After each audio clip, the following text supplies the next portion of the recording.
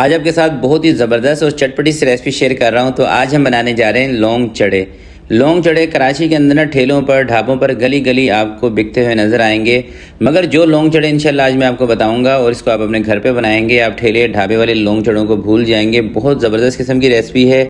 और इस रेसिपी की ख़ास बात है इसकी चटनी, जो इसके ऊपर चटनी डाल के दी जाती है ना, इंशाल्लाह उसकी ऐसी रेसिपी आपको बताने वाला हूँ कि आपका दिल खुश हो जाएगा और आप कहेंगे कि वाकई में शेफ़ आपने सही कहा था। ये वाकई ठेलों से, ढाबों से बहुत मज़ेदार हमारे लौंग चड़े बने हैं। तो ज़बरदस्त रेसिपी है, तो चलें फिर मिलके बनाते हैं। बिस्मिल्लाहिर्रहमानिर्रहीम। तो सबसे पहले इसका हम बैटर तैयार कर रहे हैं बेसन का। 2 कप आपने ले लेना है बेसन, 2 कप या 3 कप भी आप ले सकते हैं। तो सबसे पहले आपने बेसन को छान लेना है और बेसन कोशिश करें कि अच्छी क्वालिटी का इस्तेमाल करें। जबकि बाज़ार के अंदर जो लौंग चड़े बनते हैं ना, उसके अंदर हल्की क्वालिटी का बेसन इस्तेमाल होता है और आधा बेसन आधा मैदा उसके अंदर यूज़ किया जाता है। अगर आप खालिस बेसन के बनाएंगे बहुत ही मज़ेदार और टेस्टी बनेंगे। और आप बनाएंगे साफ़ सुथरे तेल के अंदर घर में, जबकि बाज़ार के अंदर जिस तेल का इस्तेमाल किया जाता है, जिस क्वालिटी का तेल का इस्तेमाल किया जाता है और उस तेल के साथ जितनी ज़्यादा फ्राइंग की जाती है, वो किसी से ढकी छुपी बात नहीं है। आपको सबको पता है कि बाज़ार वाला तेल और जो गाड़ी से निकला हुआ ऑयल है उसका सेम कलर आपको नज़र आएगा। ठीक है, तो कोशिश करेंगे घर में बनाएं, इंशाल्लाह इस रेसिपी को कॉपी करेंगे, मज़ा आएगा आपको। थोड़ा सा लाल मिर्च का पाउडर आपने इसमें ऐड कर देना है, नमक ऐड कर देना है आधा चम्मच, ज़ीरा साबुत आधा चम्मच ऐड कर दें, छोटा चम्मच। तमाम चीज़ों को बेसन के अंदर आपने मिक्स कर देना है। अब इसके अंदर आपने ऐड कर देना है 1 कप पानी, यानी कि 2 कप बेसन होगा, 1 कप के करीब आप पानी इसमें ऐड कर दें। पानी देखें थोड़ा बहुत कम ज़्यादा हो सकता है, बेसन हो या मैदा हो, आटा हो, इन चीज़ों के अंदर जितना पानी आपको स्क्रीन पर दिखाया जाता है ना, बिल्कुल फिक्स ज़रूरी नहीं है कि उतना ही पानी आपके बेसन में भी डलेगा, थोड़ा बहुत कम ज़्यादा हो सकता है। उसकी रीज़न ये होती है कि बाज़ बेसन थोड़ा सा गीला होता है तो उसमें पानी कम जाएगा, बाज़ बेसन ऐसे होते हैं, बाज़ दालें ऐसी होती हैं कि बेसन ज़्यादा ड्राई होता है, उसमें पानी थोड़ा सा ज़्यादा ऐड करना पड़ता है। यही हिसाब दोस्तों मैदे का भी है। अलग अलग जगहों के मैदे अलग अलग होते हैं, कहीं पर थोड़ा बहुत 19-20 ज़्यादा पानी, कहीं पर 19-20 कम। तो ये चीज़ें आप अपने हिसाब से भी देख लिया करें। ठीक है, इसका जो आपने बैटर बनाना है ये ज़्यादा गाढ़ा नहीं बनाना और ना ज़्यादा पतला सा बनाना है। ठीक है, दरमियाने से उसका होना चाहिए। अच्छी तरीके से आप इसको फेंट लें। फेंटने के बाद आपने इसके साथ एक काम करना है कि इसको आपने 2 हिस्सों में डिवाइड कर देना है। एक जगह पे थोड़ा सा ज़्यादा रखना है जिसके अंदर हम रेड कलर ऐड करेंगे, एक जगह पे थोड़ा सा कम रखना है। ठीक है, बेसन अच्छी तरीके से मिक्स हो गया है। ये मैं एक ले आया हूँ बर्तन, थोड़ा सा बेसन इसके अंदर हमने निकाल दिया है और इसके अंदर हमने शामिल कर देना है रेड फूड कलर। ठीक है, ये अलग मैंने इसलिए निकाला है, एक तो इसके अंदर हमने रेड कलर ऐड करना था, दूसरी बात ये है कि इसके अंदर हमने खाने के सोडे का इस्तेमाल नहीं करना। इसकी हम कड़क वाली पापड़ी बना रहे हैं, जो लौंग चड़े के साथ मिलती है ना, कड़क सी पापड़ी एक बेसन की, वो हम बना रहे हैं। ठीक है, तो अगर आप इसके अंदर सोडे का इस्तेमाल करेंगे फिर ये पापड़ियाँ नरम हो जाएंगी, इसलिए रीज़न ये है इसको एक तो कलर लगाने की और अलग से रखने की। बाकी का जो बेसन बचा हुआ है इसके अंदर हमने थोड़ा सा खाने का सोडा ऐड करना है ताकि फूलें सही, क्योंकि वो हमने बनाने हैं दही बल्लों की शक्ल के। ठीक है, इस तरह का रेड कलर आपने ऐड कर देना है, फूड कलर। अगर रेड कलर आपके पास नहीं है, आप कलर का इस्तेमाल नहीं करना चाहते, स्किप कर दें, कोई मसला नहीं है। बाकी का जो बेसन बचा हुआ था 1 से 2 चुटकी आपने इसके अंदर खाने का सोडा ऐड कर देना है। बेकिंग पाउडर नहीं डालना, बेकिंग सोडा डालना है।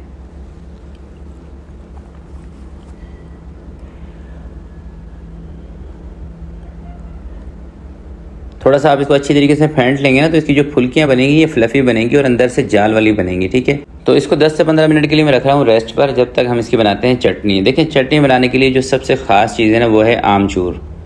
ये सूखी हुई केरियाँ होती हैं बेसिकली, ये मार्केट में आपको बआसानी मिल जाती हैं, दराज वगैरह से भी आपको मिल जाएगी। जैसे ही आप इसको बाज़ार से लेकर आएंगे, चटनी बनाने लगेंगे, सबसे पहले आपने इसको धोना है। ठीक है, धोने के बाद गर्म पानी के अंदर आधे घंटे तक आपने इसको भिगो के रख देना है। उसके बाद गोल मिर्चें हमने ली हैं, कोई 5 से 6, एक सब्ज़ मिर्च है, 3 से 4 लहसुन की जेबे, थोड़ा सा धनिया और थोड़ा सा पुदीना आपने ले लेना है। सबसे पहले मिक्सी की जार में डाल देनी है आपने आमचूर। आमचूर को मैं फिर बता रहा हूँ, गर्म पानी के अंदर आपने भिगो के रखना है, तब ये नरम हो जाएगा आधे घंटे में। आप चाहें तो इसको चूल्हे पर रख के 1-2 उबाल भी करा सकते हैं। नमक इसके अंदर आपने आधा चम्मच ऐड कर देना है। सफ़ेद ज़ीरा आपने इसके अंदर आधा चम्मच ऐड कर देना है। अच्छा, अगर आपको ये आमचूर नहीं मिल रहा ना सूखा हुआ, पहले से कोशिश करें ये मंगवा लें। अगर ये नहीं मिल रहा तो आमचूर का पाउडर मिलता है मार्केट में, उसका इस्तेमाल कर लें, मगर वो नमक वाला नहीं होना चाहिए। मार्केट के अंदर ना आमचूर के पाउडर में काफ़ी मिलावट होती है, नमक वगैरह इस तरह की चीज़ें मिला देते हैं, जिसकी वजह से उसमें से खटास नहीं आती। तो वो आमचूर ही नहीं है जिसके अंदर खटास ना हो। ठीक है, तो ये चटनी थोड़ी सी थिक होती है, मगर मैं इसके अंदर थोड़ा सा पानी ऐड करूँगा। आपकी मर्ज़ी है कि आप इसके अंदर थोड़ा सा पानी ऐड करना चाहें तो कर लें, ना करना चाहें तो ये वाली शक्ल भी इसकी सही है। थोड़ा सा पानी डाल रहा हूँ, अच्छी तरीके से मिक्स कर लेना है आपने। और यहाँ पर ना आपने इसका नमक ज़रूर चेक करना है। ठीक है, चटनी के अंदर नमक नहीं होगा फिर मज़ा नहीं आएगा। नमक हल्का सा ना ज़ुबान को लगना चाहिए, वो होता है नमक परफेक्ट। तो अब हमने बनानी है इसकी बेसन वाली पापड़ियाँ, जिसके लिए आपने ऑयल डाल देना है फ्राई पैन के अंदर, और बहुत ज़्यादा ऑयल नहीं रखना, तकरीबन आधे इंच के करीब आपने ऑयल डाल देना फ्राई पैन में, ठीक है।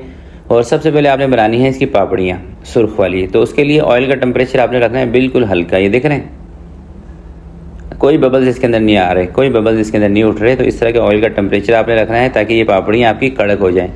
अगर आप इसको गर्म तेल के अंदर तलते हैं तो फिर क्या होगा कि ये नरम हो जाएंगी। जैसे आप इसको बाहर निकाल के रखेंगे थोड़ी देर के बाद ये नरम बन जाएंगी। इस तरह से हो जाएगा जैसे कि आलू वाले पकोड़े होते हैं ना, उस टाइप की बन जाएंगी ये। तो जैसे सारे आप ये फ्राई पैन के अंदर डाल देंगे, उसके बाद हल्का सा आपने फ्लेम इसके नीचे ऑन कर देना है और हल्की आंच पे इसको फ्राई कर लेना है। जैसे ये क्रिस्पी बन जाएंगे उसके बाद लास्ट में चूल्हा तेज़ करके आपने इसको बाहर निकाल लेना है। 5-7 मिनट लगेंगे वैसे इसको फ्राई करने में, कोई ज़्यादा टाइम नहीं लगेगा। 5-7 मिनट के अंदर ना ये एक्स्ट्रा क्रिस्पी हो जाएंगी इंशाल्लाह, ज़बरदस्त बन जाएंगी 5 से 7 मिनट फ्राई करने में। और यहाँ पर एक और छोटी सी मैं आपको टिप बताता हूँ। जो मेरी बहनें दही फुल्कियाँ बनाती हैं और अक्सर ये शिकायत करती हैं कि शेफ़ मेरे से ना दही बड़े सख्त हो जाते हैं अंदर से। उसकी देखें एक सबसे बड़ी रीज़न ये होती है, एक तो आप उसके अंदर खाने के सोडे का कम इस्तेमाल करते हैं और दूसरी बात ये है कि आप बड़ी सारी कढ़ाई रखते हैं, उसके अंदर तेल डाल देते हैं ज़्यादा सारा, नीचे से चूल्हा कर देते हैं तेज़। भाई दही बड़ों की जो दही बल्ले होते हैं ना, फुल्कियाँ होती हैं, वो बनाने का ये तरीका बिल्कुल भी नहीं है। तरीका ये है कि ऑयल रखें थोड़ा सा कम, कोशिश करें फ्राई पैन का इस्तेमाल करें या इस तरह की कोई फ्लैट कढ़ाई का इस्तेमाल करें। एक तो आपका तेल भी ज़्यादा ज़ाया नहीं होगा, तेल का इस्तेमाल भी कम होगा। और ऑयल का टेम्परेचर आपने हल्का रखना है। जैसे सारे दही बल्ले आप इसके अंदर छोड़ देते हैं ना तेल के अंदर, उसके बाद आपने ऑयल का थोड़ा सा टेम्परेचर तेज़ कर लेना है, यानी कि चूल्हा तेज़ कर देना है। अगर शुरू में ही आप गर्म तेल के अंदर इनको तलने लग जाएंगे ना, फिर ये दही बल्ले नहीं बनेंगे, फिर ये बन जाएंगे पकोड़े, और वो भी अंदर से कच्चे अंदर से गुठली वाले, ठीक है। तो इस चीज़ का आपने ध्यान रखना है। हल्की आंच पे इसको तेल के अंदर डालें। जैसे आप सारे पकोड़े तेल में छोड़ देंगे उसके बाद हल्का सा चूल्हा इसका खोल दें, नीचे से मीडियम सी आंच पे इसको पकने दें ताकि अंदर तक पक जाए। क्योंकि दोस्तों ऑयल का टेम्परेचर अगर तेज़ होता है ना, जैसे ही आप पकोड़े डालेंगे ना तेल के अंदर, फ़ौरन से ही ऊपर से कलर आ जाएगा और अंदर उसके आ जाएगी गुठली। तो ये एक छोटी सी टिप है, काफ़ी लंबी बात मैंने तफसील से आपको बताई है इसके लिए। तो इनको आपने अच्छे तरीके से फ्राई कर लेना है दोबारा से 5 से 7 मिनट के लिए। जब आपको लगे कि अच्छी तरह से फ्राई हो चुके हैं, इसको आपने ऑयल से बाहर निकाल देना है। और इस तरह के पकोड़े जब भी आप बनाते हैं तो लास्ट में चूल्हा ज़रूर तेज़ किया करें ताकि ऑयल जो एक्स्ट्रा इसके अंदर चला जाता है ना, वो निकल जाए।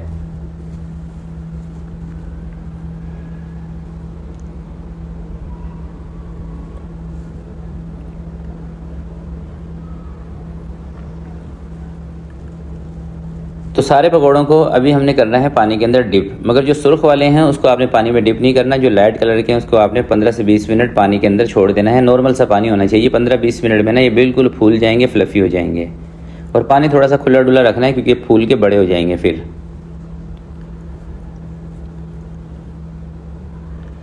पंद्रह से 20 मिनट जब आप इसको पानी के अंदर रखेंगे, कुछ इस शक्ल में ये आ जाएंगे। आपने अच्छी तरीके से इसको निचोड़ लेना है, अच्छी तरह से इसका पानी निचोड़ लेना है। और अब मैं आपको इसको ज़रा सेट करके बताता हूँ कि किस तरह से आपने इसके ऊपर चटनी वगैरह लगानी है। पहले एक प्लेट के अंदर निकालते हैं सारे बल्ले। आप देखिए माशाल्लाह से कितने बड़े बड़े हो गए। बनाए हमने छोटे थे मगर पानी के अंदर जाने के बाद ना बड़े हो चुके हैं। तो कड़क वाले जो पकोड़े हैं वो भी आपने इसके ऊपर रख देने हैं। और थोड़ी सी प्याज ना आपने इसके ऊपर लाजमी डालनी है। और प्याज के अंदर थोड़ा सा ना हरा धनिया आपने मिक्स कर देना है। मैंने सारे एक ही जगह कर दिए हैं। आप चाहें तो एक एक प्लेट के अंदर भी, यानी कि एक बड़ी वाली फुल्की रखें, 3-4 आप इसके अंदर कड़क पकोड़े रखें।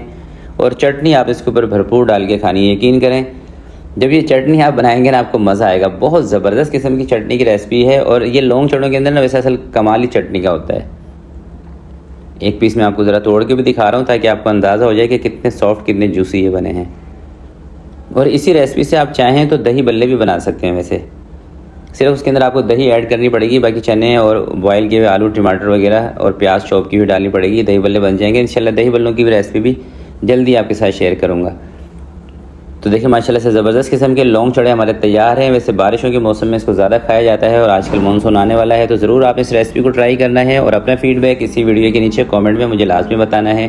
तो आज के लिए इतना ही, मिलते हैं किसी नेक्स्ट वीडियो में। तब तक के लिए अपना बहुत सारा ख्याल रखिएगा, अपने वालिदैन का ख्याल रखिएगा। अल्लाह हाफिज़।